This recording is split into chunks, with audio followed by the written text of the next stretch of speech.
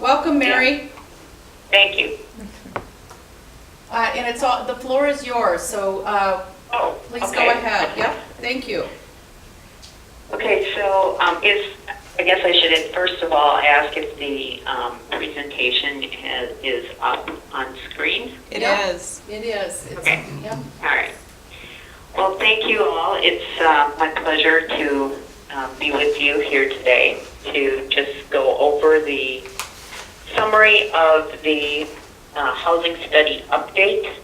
So this is an update to previous studies that have been completed on the housing market in Cedar Rapids.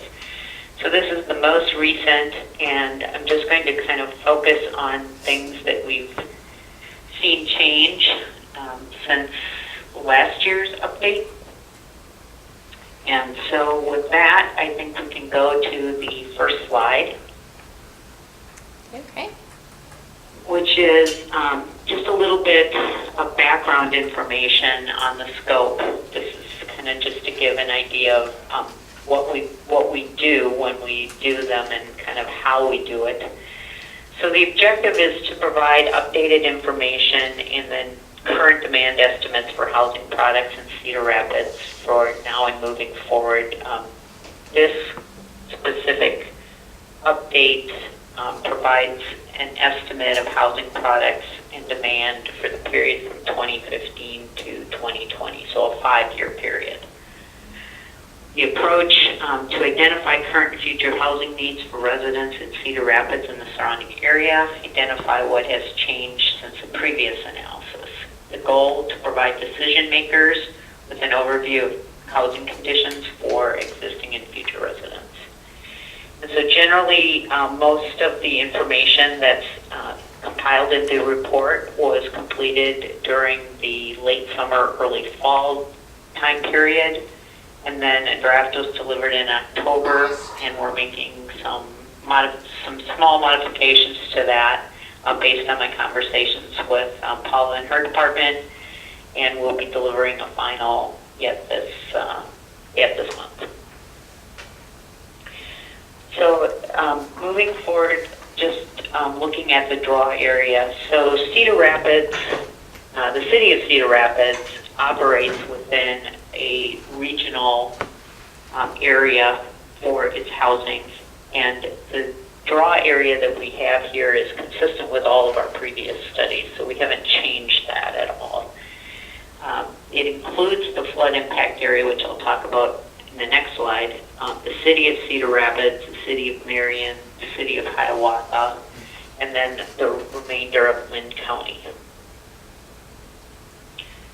I also just want to mention too that there is some data, primarily employment data in the report that is for the Cedar Rapids MSA, because that is the lowest level that we can get to for certain figures. And the MSA is actually a multi-county area. So I just wanted to mention that. And that's documented in the report. Next slide. So this is the flood impact area, and this is the area that we have been using for the previous studies when we were dealing with issues related to the flood impact area. I just want to note that since 2010, we've had permits issued in the core for a total of 428 residential units. So new development in the core has primarily been concentrated in the southeast and the northwest quadrants, although all quadrants have had new housing developed. New multifamily housing includes both for sale condominiums in addition to rental housing, which I think is, it's actually, I think, a very strong point that the flood impact area in the downtown core has been able to support both rental housing as well as for sale housing. Sometimes we don't often see that. We see a lot more rental housing in the downtown core, so I think it's important to note that there are homeowners that have decided that they're going to invest in the downtown for their residents. The downtown urban district has several neighborhoods that have and are enhancing their own distinct identities.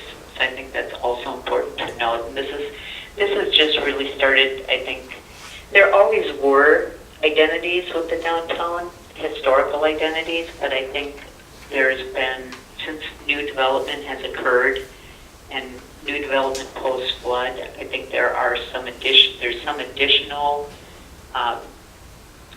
impacts that are happening there that are making more people aware of specific locations within the downtown. So next slide. So this talks a little bit about the demographics, and we updated again as to current estimates by reviewing the following factors: building permits that had been issued, housing that has been replaced, population and household growth estimates, both from local regional sources as well as national demographics providers, and then projected increases. Growth has been consistent. It has slowed slightly this past year, and I don't know that I think that actually has been generally true in a lot of different areas. So I'm not sure that it's anything significant to be concerned about at this point. I'll talk a little bit more about the employment situation when we get to it, but I think current projections reflect continued recovery in the housing market and continued increases in housing density throughout Cedar Rapids, but primarily I would say in the central core. So next slide. So some of the key findings in terms of demographics, we're projecting from 2015 to 2020, we're projecting adding that the Cedar Rapids metro area will add about 6,348 new households. The proportion of ownership in the Cedar Rapids area increased slightly from 2010 to 2013. And that is primarily, I think, because of the strength of the for-sale housing market. Most places we actually have seen rental housing increase more rapidly than ownership, but I think that Cedar Rapids generally has had a relatively affordable housing market, and so it was interesting to see that ownership had increased modestly during this period. In terms of growth and the age distribution, I think that it's probably no surprise that the largest growth is going to occur among the baby boom generation, those people who are 55 to 74, which are experiencing the fastest growth rate this decade. I think this will also speak, as we move forward, this will also speak to looking at more multifamily, usually for sale housing, in terms of empty nesters and younger independent seniors that may want to have a different product type according to changing lifestyles. Demand for additional housing, which also includes all service levels of senior housing. So we're looking at 2,184 owned units and about 4,164 rental units. An increase, there's definitely been an increase in redevelopment and infill. A lot of this has occurred in the core neighborhoods, but there's other locations in Cedar Rapids where we've seen redevelopment as well. Millennials will be the largest age cohort later this decade. And that group it's not quite as large as that baby boom generation, but it is still substantial. And that's feeding some of this interest in living in the downtown and in the core neighborhoods, and also generally entry-level housing to kind of mid-priced housing. We are seeing shrinking household sizes. So household sizes are generally getting smaller This is true in the Cedar Rapids area. It's true in many areas around the country. The median household income remained relatively stable between 2014 and 2015. So in 2015, it's estimated at $52,405. I think this is consistent with what we've been hearing nationally, that incomes are not generally rising as rapidly as they had pre-recession. And so wages have essentially remained relatively stable, in some cases flat in certain industries. So I think I think some of that is showing up in these median household incomes that we're seeing within the short-term time frame remaining relatively unchanged. So let's go to the next slide.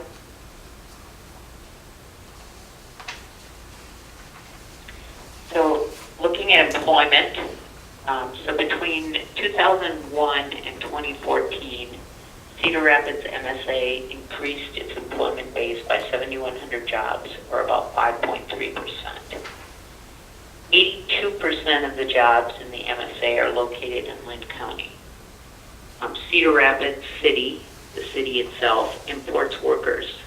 So 39% of residents both live and work in Cedar Rapids, but as you can see from the graphic to the right there, daily almost 60,000 workers commute into Cedar Rapids, and about 21,500 workers or 600 workers leave the city for other areas. So it's a pretty substantial number of people that come into Cedar Rapids daily for work. From 2012 to 2013, the Cedar Rapids MSA gained 1,300 jobs.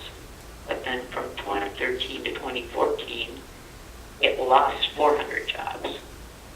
The decreases occurred primarily in manufacturing, retail trade, and then education and health services. The differences between owner and renter incomes. So we had, again, a median income of $52,004. The median income for owner households is almost $67,000, and the median income for renter households is $29,200. If we move to the next slide. So this talks specifically about general occupancy rental housing. So that means all ages housing, so there are no age restrictions on this housing. Generally, rental housing pretty much across the country is the preferred real estate asset class. So there's quite a bit of financing and funding going into rental housing at this point across the country. A lot of communities are seeing a lot of rental housing development. I won't say that Cedar Rapids is seeing a tremendous amount of new rental development, but we have seen some. New product in Cedar Rapids has tended to be focused on the urban core, although there are a few projects that have been developed that have been outside of that area. Right now, the development pipeline, there's about 53 units planned. All those are located in the core. So relatively modest sizes of properties. Concessions are available, but they're generally very limited. We're seeing about the same amount of rent concessions right now that we saw last year. Seems to be focused on a handful of properties that kind of seem to generally offer concessions. Rents have decreased over the past 12 months, primarily on two-bedroom units. I think we're seeing some softening in that area for two-bedroom units. And two-bedroom units are the largest number of apartment types for market rate rental housing in Cedar Rapids. And I think that may be partly because right now we tend to be seeing more demand for smaller unit types, so the one-bedrooms and studio units. And those rents, actually, most of those rents for those unit types increased over this past 12-month period. So we looked at 6,060 units among 52 properties. There was an overall vacancy rate of 2.4%. So those vacancies are still relatively low, even though some rents have decreased. The average overall rent was $576, which translated to a rent per square foot of 84 cents. Post 1999, if they were built after 1999, that monthly rate was $769 with 73 cents per square foot. 1980 to 1999 was $696 per month or 86 cents a square foot. 1970s, the average was $618 per month or $1.02 per square foot. And the 50s and 60s were $600 a month or 80 cents per square foot. And I just wanted to mention that 5% vacancy rate is considered to be market equilibrium. So at a 5% vacancy rate, we consider that to be a balance between demand and supply. So below 5% indicates some continued pent-up demand for rental units, and above 5% would indicate there's some oversupply in the market. Next slide. So this talks about shallow and deep subsidy housing. Shallow subsidy housing we characterize as primarily affordable housing, rental housing that would be targeted to those people who have moderate incomes. Typically, that's people with incomes between 40 to 60% of the area median income. Deep subsidy would be people who have incomes either at 40% or less or 50% or less, depending on the program that the property is under. So for shallow subsidy properties, and these primarily the shallow subsidy properties include most of the tax credit units, so units that are under the tax credit program. And we had 1,437 of those units in 24 properties with a 2.5% vacancy rate. And then in deep subsidy, 318 units in 3 properties for 0% vacancy rate. The housing department did identify that the number of people that are on the Section 8 voucher waiting list, that is down currently from where it has been the past several years. And they are indicating that they may be able to open the wait list within 2 to 3 years.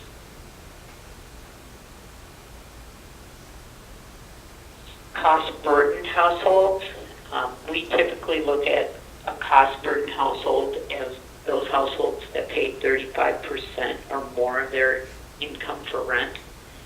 And we do this primarily because senior households are also included in this category, and they are allowed to actually pay a higher proportion of their income because they typically have lower other types of living costs.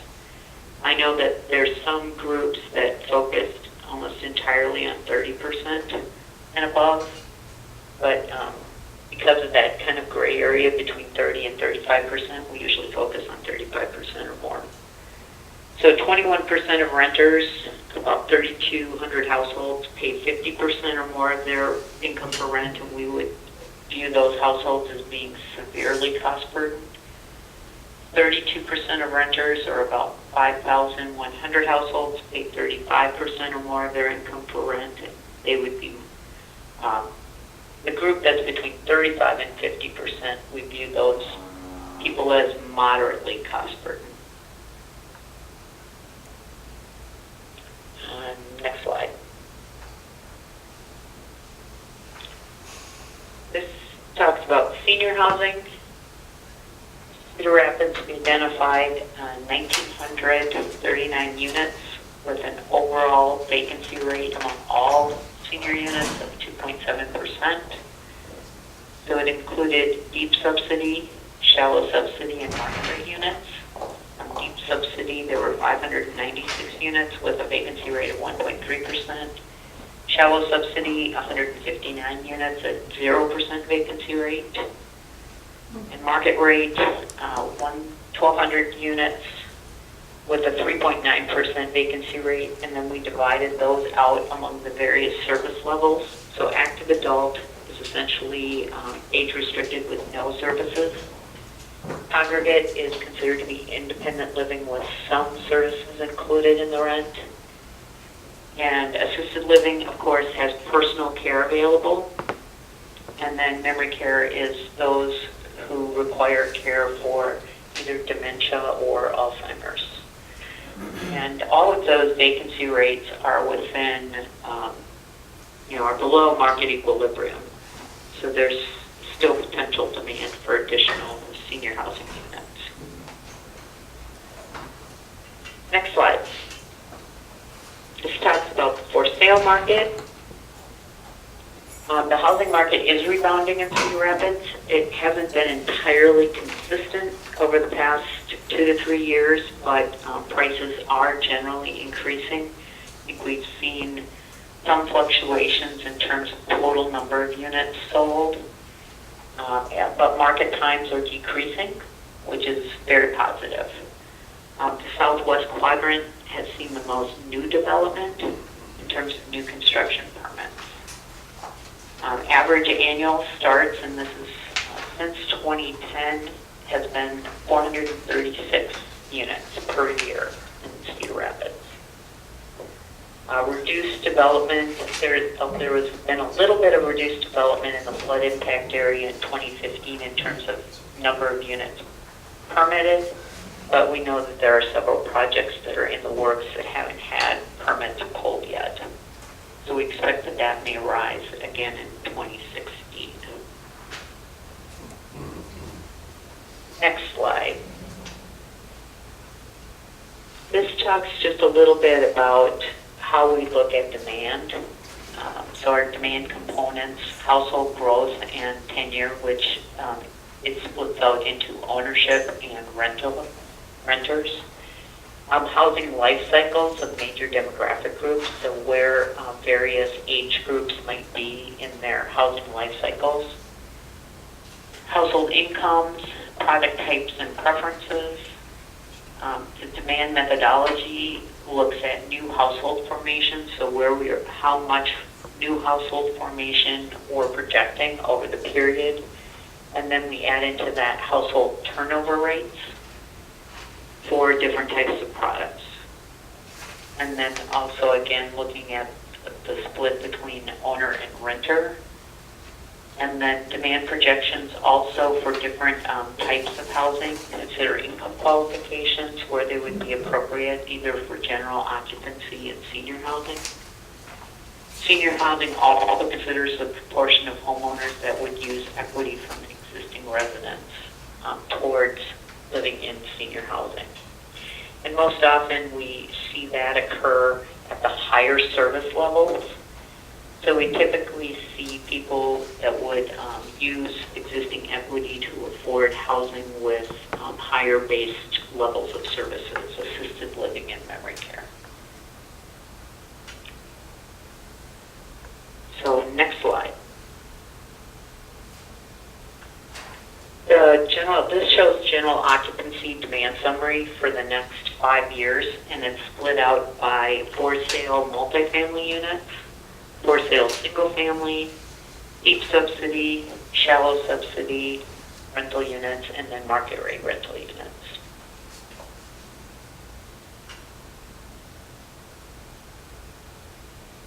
Okay, we can go to the next slide. The next slide shows senior housing demand by type. And I want to mention, so it shows it for 2015 and 2020, but this demand actually is cumulative at 2020.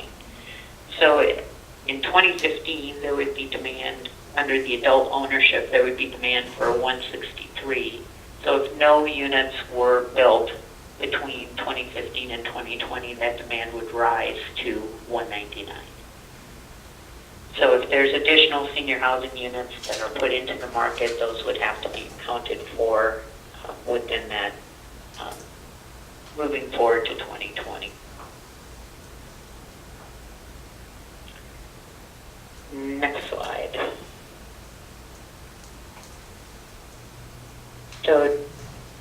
summarizes the proportional breakdown between the units that we're recommending or we're projecting for general occupancy and then senior housing. And it goes through the demand by housing type and the proportion that's allocated to each of the types. And then a distribution breakdown between what we believe that the downtown neighborhoods could capture versus the remainder of the city. So generally we're looking at about a 15 to 20% distribution for the downtown of this total demand, and then about the 80% to 85% for the remainder of the city.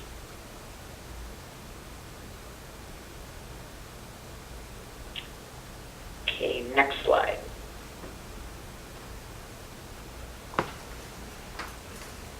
So we understand that there's been some discussions that have occurred regarding small houses, and they've been referred to as a number of other things as well. I mean, I called them small houses here, but they've been referred to as tiny homes. They've been referred to as micro units. So in general, I focused this less on micro units for rental housing and mostly on what we're seeing in the market for the small house or tiny house product type. There are quite a wide variety of floor plans, costs, features, and they tend to break themselves out in terms of housing that is custom built by a company and put into the market. There's also a number of people who have decided to just build their own.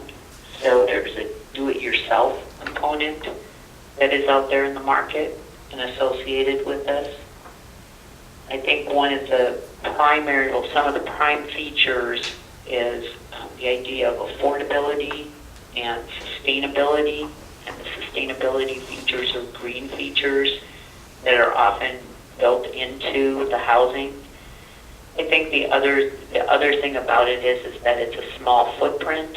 So the idea is that these homes use less energy and less resources in terms of electricity, water, heating. The sizes are generally less than 300 square feet. Some of them include an optional loft sleeping area. Some of them are all on one level, especially if they are built for people who may have be in a wheelchair or have other types of physical limitations where they need to be able to get around all on one level. If they're custom built, prices are generally going up or generally running somewhere around $66,000 to $70,000 for a custom built home. If you do it yourself, there are some that have been as low as $500, although I don't know how they were able to do it as low as $500, but that's what they said, and up to about $33,000. And I think that area, the do-it-yourself area, I really think needs a lot more investigation and analysis as to how some of those costs were arrived at. The cost of land is not included in these prices. So I just wanted to make sure that there are some people who've already owned their land and just built these homes on the land so that they haven't gone out and bought a lot to do this. There are some people who have, but so it's been done both ways. Another idea that kind of comes to mind with this type of a home is a lot of people who have previously chosen this are kind of promoting this idea of living off the grid. I think one of the questions associated with this, are there other options to create affordable housing, and what might some of those other options be?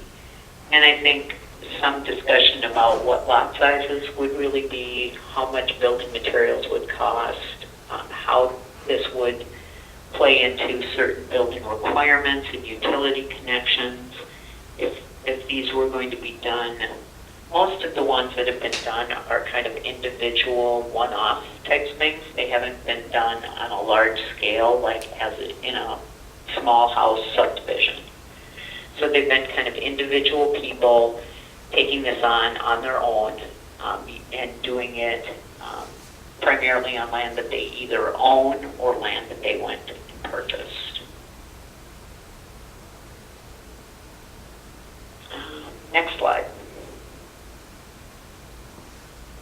Mary, we've got a really full agenda here tonight, and I'm just wondering, I know you kind of went over the bottom line for what the demand was in the different housing types.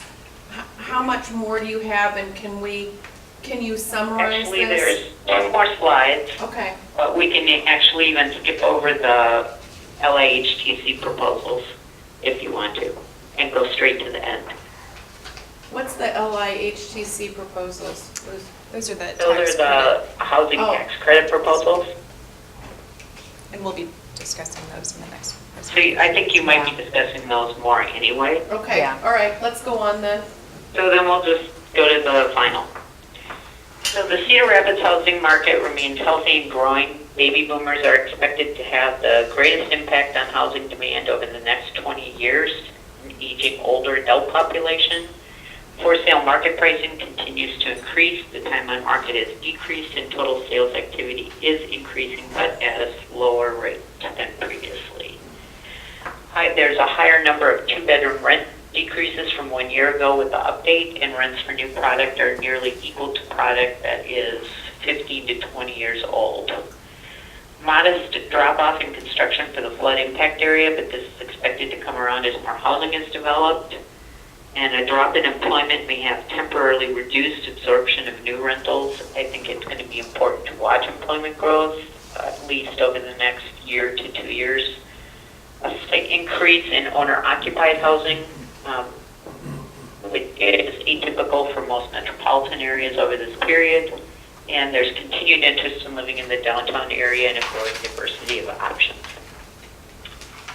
And that's it. Thank you very much. Yep, thank you. Appreciate it. Council members, any specific questions of Mary?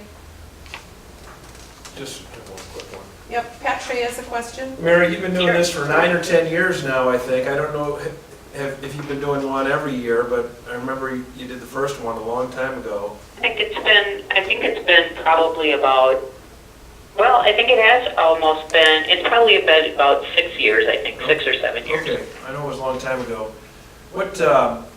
I know you have a lot of clients and you do this every year. What are the trends that you've seen since we did that? Are you able to, I mean, I assume more of an emphasis on downtown housing and... Yeah, I think there's been definitely more of an emphasis on downtown housing. I think, Cedar Rapids has continued to grow. I remember when I first did this, I was really surprised at the significant manufacturing employment base that Cedar Rapids had. I think that the recession and the subsequent global instability has somewhat hurt that sector.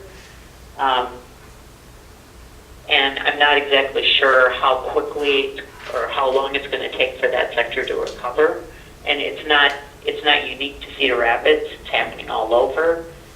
But that always had been a very strong employment sector for Cedar Rapids.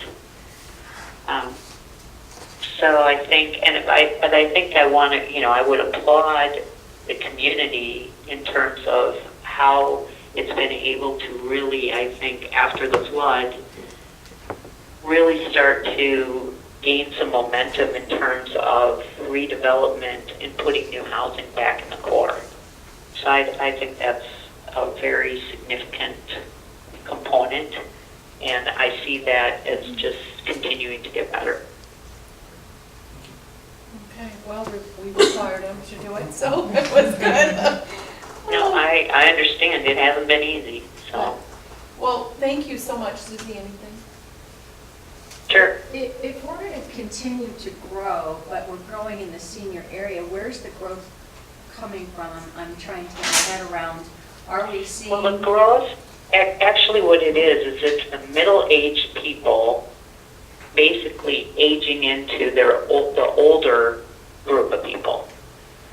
So it's not that there's a lot of older people coming into Cedar Rapids, although what happens sometimes too is as people get older and they look at alternative housing products, some of those people will relocate from more rural areas where there's less of that housing product available to them. And sometimes seniors will follow their children. So if their children are living in a specific area, they may move to be closer to their children and grandchildren. So that can also create some additional growth. But largely the growth rate in the 55 and over market is because all of those people are getting older and they're moving up into that older mid-age, older adult, and then young senior age group. So by 2020, the oldest baby boomers will be 74 years old.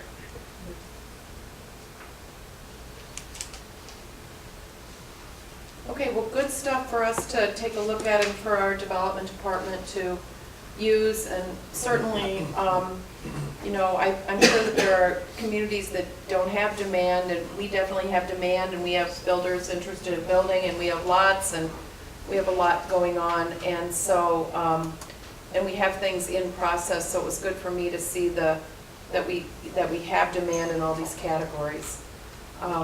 Thanks so much, Mary, and I know we'll be in touch later with questions. Yeah, so, yeah, we're always available, so. Thank you. Yep, Thanks, thank you. Mary.